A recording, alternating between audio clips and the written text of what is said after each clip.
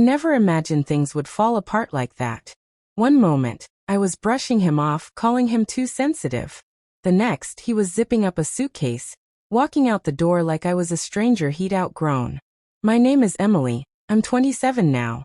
And if I could rewind life to change just one decision, it would be the night I stood up for someone who didn't deserve my loyalty, at the cost of someone who truly did.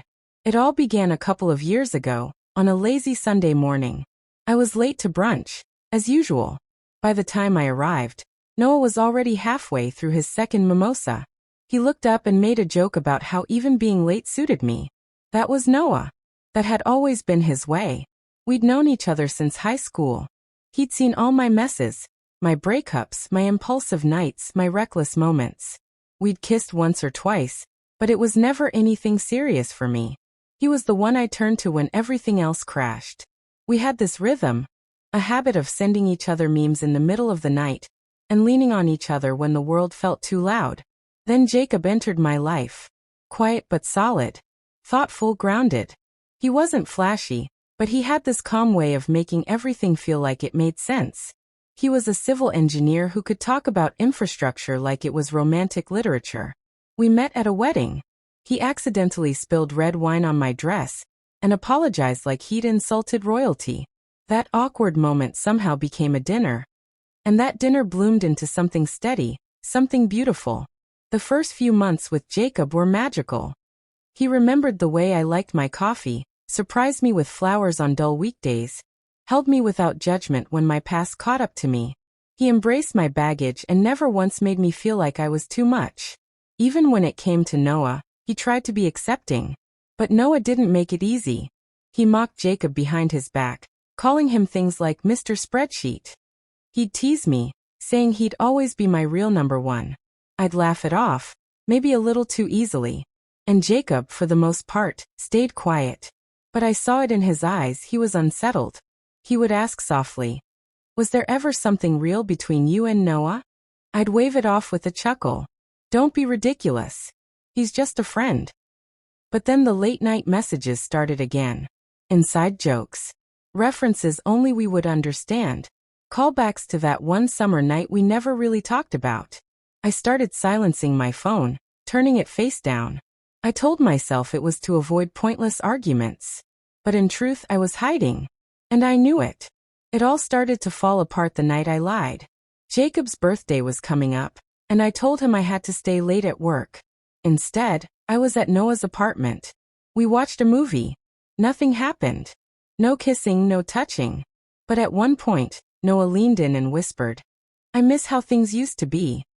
That stirred something in me. Something uncomfortable and selfish. The next morning, Jacob made pancakes, kissed me softly on the forehead. I stood there, drowning in guilt. I wanted to come clean, but I didn't. I buried the truth. I told myself it wasn't cheating. But it was betrayal all the same. 2 weeks later, Jacob looked at me with eyes that didn't need to ask anymore. "I love you," he said. "But I need you to block Noah. Not to control you, but because it feels like he's always here with us. I'm tired of feeling like I'm competing for a place in my own relationship." I laughed. Dismissed it. Told him he was overreacting. Called him insecure. I tried to turn it into a joke. He didn't argue. He just nodded, stood up quietly, and began to pack. So calm. It was that calmness that frightened me most. I panicked. I begged. I yelled. I sobbed. None of it changed anything. He wasn't angry, he was done. Before he left, he looked at me and said, "This isn't just about Noah. It's about how you treated me for trying to draw a boundary. Like I was weak for asking. Like I was the problem. But I'm not." And then he walked out. No slammed door. No dramatic goodbye. Just silence. That night, Noah came over. I thought it might make me feel less alone. But he barely looked up from his phone, didn't ask if I was okay, didn't stay long. And in that moment, I saw everything clearly. Noah had never been my safe space. He was just a distraction. A thrill.